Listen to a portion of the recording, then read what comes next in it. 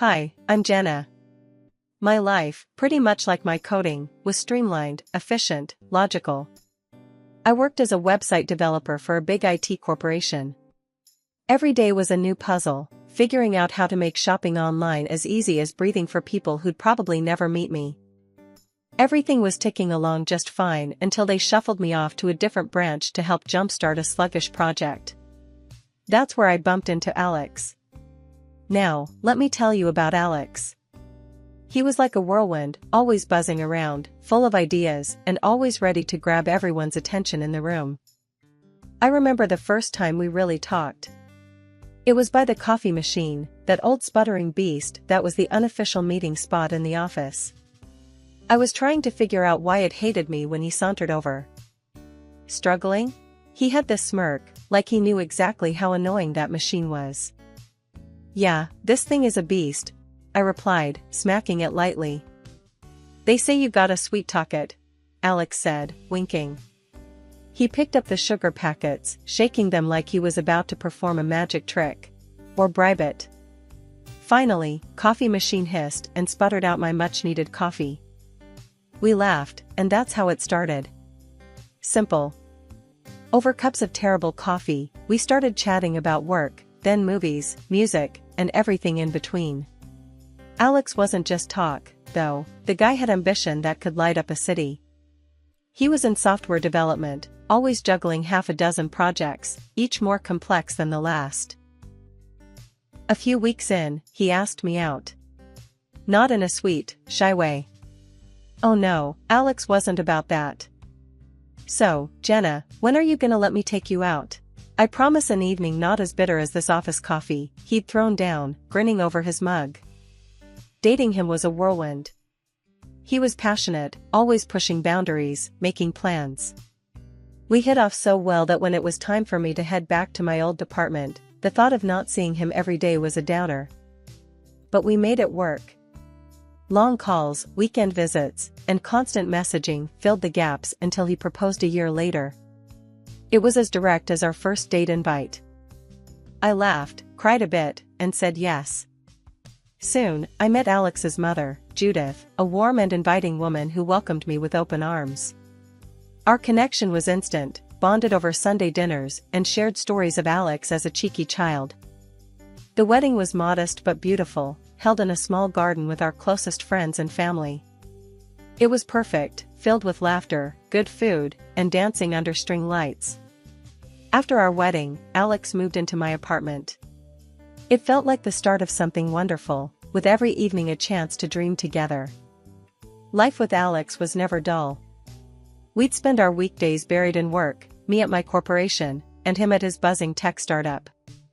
When the weekend rolled around, we'd switch off our work modes. Sometimes, we'd just kick back at home, or we'd head over to his mom's place. It was on one of those lazy Sunday afternoons at Judith's, when Alex first brought up his big idea. We were lounging in her sunlit living room, Judith fussing around with some tea and cookies. Mom, Jenna, I've been thinking, Alex began, his eyes lighting up the way they did when he was onto something big. What if we started our own thing? A platform for manufacturers to sell their products directly to customers. I remember looking over at Judith, who just shrugged as if to say, "He's your husband, you deal with it." Alex, that sounds huge, I said, trying to keep my voice light. But starting something like that from scratch? It's a lot of money, a lot of risk. But think about the potential, Jen. We could build something amazing, all our own. He pressed, his enthusiasm bubbling over. I loved his passion, really, I did. But practicality was screaming in my ear. I know, love, but we need a solid plan. It's not just about having the idea, it's about making it work financially. Judith nodded, handing us our tea with a cautious smile. Alex leaned forward, his hands animated as he spoke. I've already looked into it. We can take out a loan, get started with a small team. I've even got some contacts ready to jump on board as soon as we say go. I took a deep breath, the weight of his expectations pressing down on me. Alex, starting a business on a loan is risky. What if it doesn't pan out? We'd be left with nothing but debt. Judith put a comforting hand on my shoulder, giving me a supportive squeeze. Alex shook his head, dismissing my concerns with a wave of his hand. Sometimes you gotta take risks, Jen. No guts, no glory, right? I tried a different angle, hoping to get through to him. Look at all the successful platforms we know. They were built by teams, by corporations with deep pockets. We're just two people. But that's how the big players started, babe. In garages, at kitchen tables.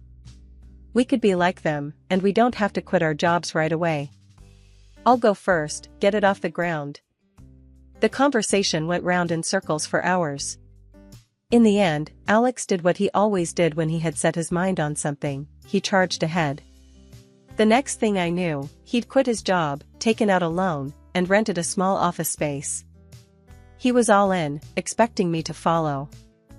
When he told me what he'd done, my heart sank. Alex, this is too fast. We should have planned more, saved more.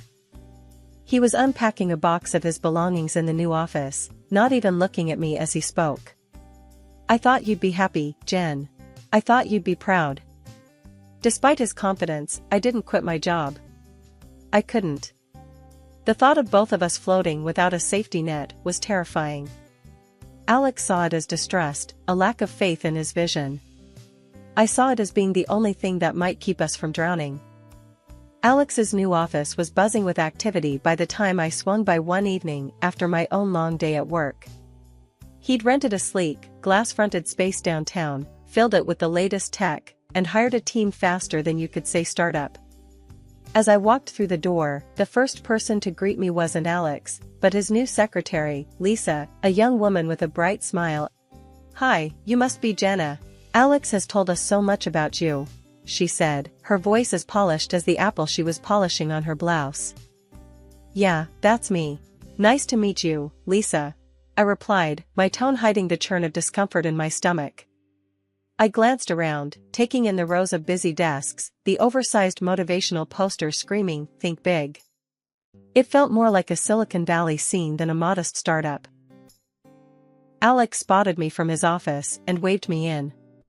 He was leaning back in his chair like a CEO from some glossy magazine shoot, grinning from ear to ear. "Jen, what do you think? We're really kicking off here," he exclaimed as I entered. "It's impressive, Alex. But aren't you scaling up too fast?" I frowned, looking around at all the new equipment and employees. "Babe, to make money, you gotta spend money. We need the best to be the best," he replied, his voice filled with that irritating confidence that had started to grate on me. "But hiring so many people so quickly, the fancy office, the tech, how are we covering this?" I pressed, trying to keep my voice steady.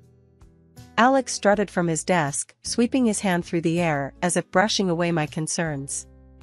"Investments, Jen. You gotta spend big to catch the big fish. We're hosting a launch dinner next week, going to dazzle them with our vision."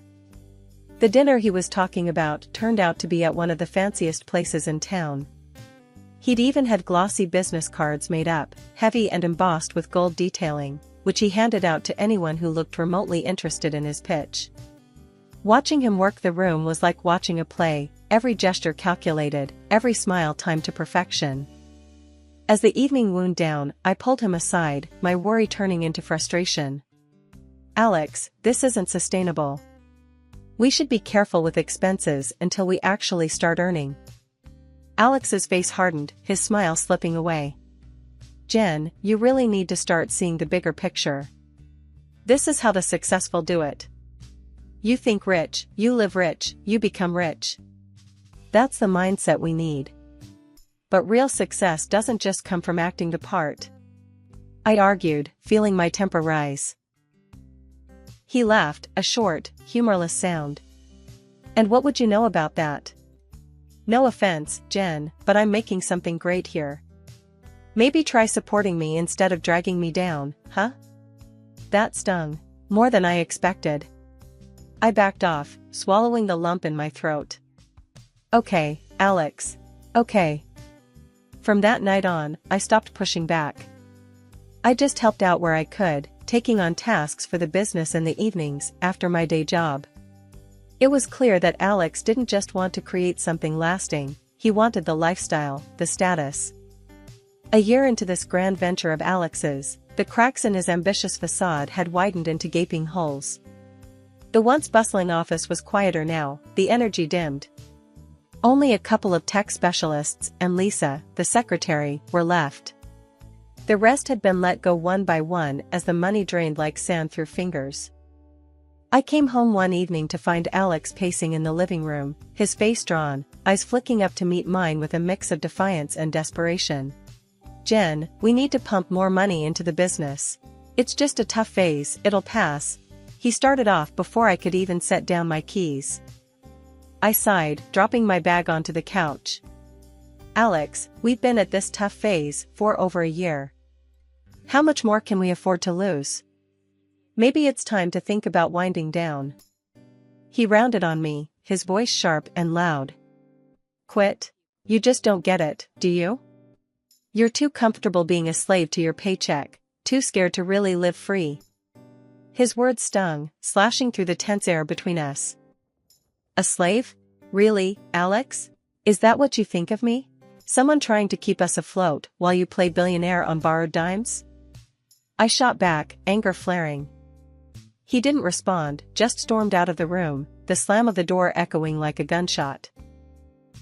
6 months later, things hadn't improved. They'd gotten worse. One afternoon, I came home to find the driveway empty. He'd sold our family car, our only car, to fund another desperate attempt to save his sinking ship. He greeted me at the door with a sheepish look, almost like he knew he'd crossed a line. "Jen, I had to. We needed the cash. I'll get it back, I promise," he said quickly, as if rushing to fill the silence before I could react. I just shook my head, too tired to argue anymore. "Alex, where does it end? You sold our car without even talking to me about it. What's next?" He shrugged, a hollow, defeated gesture. "Whatever it takes." From then on, I pulled double duty. My paycheck covered our rent, the groceries, and every little expense in between while Alex's dreams sucked up everything else. Every night, I'd lie awake, the weight of our world on my shoulders, listening to the silence of the apartment. It was like living with a ghost, a shadow of the man I married. It was a sunny Tuesday morning when my phone rang. Glancing at the caller ID, I saw it was Judith, Alex's mom. The tremor in her voice when I answered set my heart racing. "Jenna, darling, I hate to bother you, but I've got these people here, these creditors, and they're talking about taking the house. They say Alex put it up as collateral." "What's going on?" I froze, the phone nearly slipping from my grasp. "What? No, that can't be right, Judith. Let me handle this. I'll call you back soon." I hung up, my mind spinning. Alex had promised no more risks after the car incident. I waited all day for him to come home, rehearsing what I would say, how I would stay calm. But when he walked through the door, looking tired and disheveled, all my plans fell apart. "Alex, did you mortgage your mom's house for a loan?" I blurted out, unable to contain my anxiety. He tossed his keys on the table, avoiding my gaze. "Yeah, I did. We needed the cash flow to keep the business alive. It's going to pay off, Jen, you'll see." "How could you gamble with your mom's home?"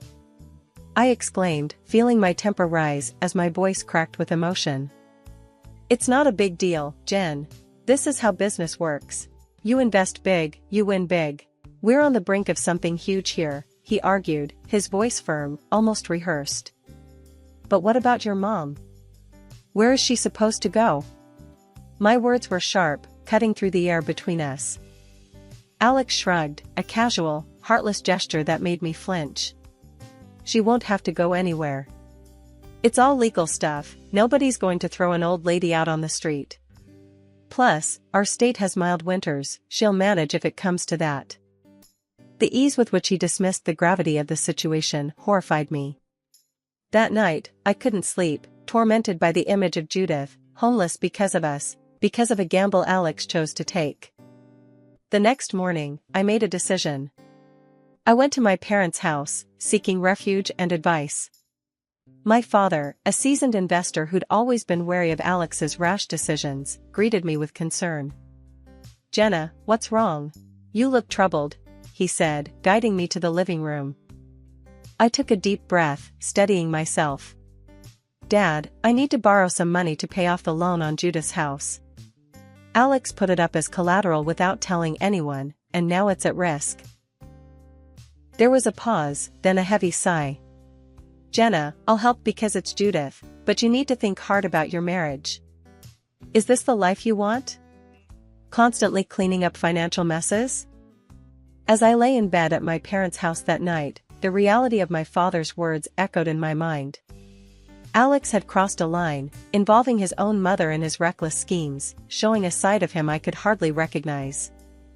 3 days later, I returned home, my mind a chaotic mix of relief and unresolved tension. However, as I tried my key in the lock, it wouldn't turn. Confused and frustrated, I jiggled the key harder, thinking the lock was jammed. Nothing worked. With a sinking feeling, I dialed Alex's number, but it went straight to voicemail. With nowhere else to go, I headed to Judith's house, hoping to at least bring her some good news. I arrived at Judith's to find her pruning her rose bushes, the sun setting softly behind her. "Jenna, what a surprise, dear. Everything okay?" she called out, wiping her hands on her apron. "Hi, Judith. I have some news. My dad agreed to help with the loan. You won't lose the house," I said, managing a small smile. Her eyes welled up as she hurried over and enveloped me in a warm hug, her relief palpable. "Oh, Jenna, thank you. I don't know what I'd do without you. You're an angel." We were just stepping inside when the doorbell rang. Judith answered it, and there stood Alex, with Lisa clinging to his arm, smiling triumphantly. My heart froze. "Alex? What are you doing here?" I stammered, confusion and dread mingling in my chest. Alex's smile didn't reach his eyes. "Jenna, I see you've been busy. Unlike you, Lisa here supports me. In fact, she believes in me so much that we're together now. And oh, I filed for divorce. You're holding me back." Judith gasped, her hand flying to her mouth. "Alex, what?" "And there's more," Alex continued, pulling out some papers from his jacket. "I sold your apartment. Needed the money for the business. We'll be living here with Mom. You should find somewhere else to stay." The papers felt heavy in my hand. Divorce papers. Sale documents. My life, reduced to a few sheets of cold, legal prose. "You sold our home? How could you?" I whispered, my voice breaking. Lisa sneered, clinging tighter to Alex. "Because we're going places, Jenna. And you're just dead weight." Judith's face reddened with anger. She grabbed a nearby kitchen towel and attacked Alex and Lisa with it. "Get out. I'm ashamed of you, Alex. How dare you treat Jenna like this?"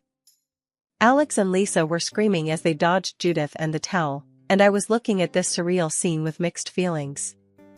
As Judith was out of breath and stopped, Alex straightened his clothes and turned to a tearful Lisa with a wry grin. "Let's go. We don't need this." Before he could leave, Judith turned to me, her eyes fierce with resolve. "Jenna, dear, I'm signing this house over to you. You saved it. It's yours." Alex stopped in his tracks, his face a mask of disbelief. "Mom, you can't." "I can, and I will. Now get out. Take your friend and leave my house." The door slammed behind them, leaving a stunned silence. Judith turned to me, her expression softening. "Stay here, Jenna. As long as you need." After the betrayal and upheaval of the last few days, I was emotionally drained but determined to set things right. Following my father's advice, I met with a lawyer he recommended, a sharp, no-nonsense woman named Ms. Thompson. Over coffee in her stark, uncluttered office, we laid out the details of my case against Alex. "So, he sold the apartment without your consent?" Ms. Thompson asked, her pen poised over her notepad. "Yes, and probably forged my signature to do it," I replied, feeling a mix of anger and disbelief as I handed her the fraudulent documents. Ms. Thompson's eyes narrowed. "We'll take this to court. I'll file for the immediate reversal of the sale and push for a fraud charge." The legal wheels turned faster than I expected. In court, Alex's facade of competence crumbled under the weight of evidence. When confronted with the forgery, he had no defense. "Your Honor, I was just trying to save my business," Alex stammered, avoiding my gaze. The judge was unmoved. "You committed fraud, Mr. Carter. This court sentences you to probation and prohibits you from holding any senior management position in any company. Let this be a lesson in responsibility." Meanwhile, Judith, with Ms. Thompson's help, proved that Alex had taken the loan against her house without her knowledge or consent. The judge ordered Alex to compensate his mother for the emotional and financial distress caused. Outside the courtroom, as the final divorce proceedings took place, Alex's desperation was palpable. "Jenna, please, don't ask for any more money. I'm ruined," he pleaded, his voice barely above a whisper. I looked at him, the man I once loved, now just a stranger driven by greed. "I don't want your money, Alex. But you will replace my car, the one you sold without asking me." A couple of months later, his business, now hopelessly in debt, crumbled without his mismanagement to sustain it. Lisa left as soon as the reality of his financial situation hit home. Alone and barred from any significant corporate role, Alex was a broken man. But that was no longer my concern. With the legal battles behind me, I returned to the apartment that was once again legally mine. One afternoon, as I arranged books on a new shelf, the doorbell rang. It was the delivery of the new car Alex had bought me, a sleek, reliable model that was everything the old one had been and more. I signed off on the paperwork, the final tie to my old life with Alex severed. After the whirlwind of betrayal and legal battles, life settled into a new, steadier rhythm. My days were filled with the familiar comforts of my job. Each project and code line I crafted at work reminded me why I had clung to this stability, why it was so crucial not to leap blindly into Alex's fantasies. My salary, once stretched to cover his debts, now afforded me small luxuries and peace of mind. Every so often, I caught snippets of Alex's new life. He was doing physical labor now, something vastly different from the suits and boardrooms he had aspired to dominate. It was hard work, paying off the mountains of debt he had accumulated through his reckless ambitions. I felt a twinge of something, pity, perhaps, or just relief, that it was no longer my disaster to manage. Despite everything, Judith and I remained close. Our bond, forged in the fire of Alex's deceit, had only strengthened. She often joked, "You got rid of the worst part of our family and kept the best," during our weekly coffee meetups. Her laughter was a balm to the still tender parts of my heart. One breezy Saturday afternoon, we sat in her garden, the late spring blooms a burst of color against the green.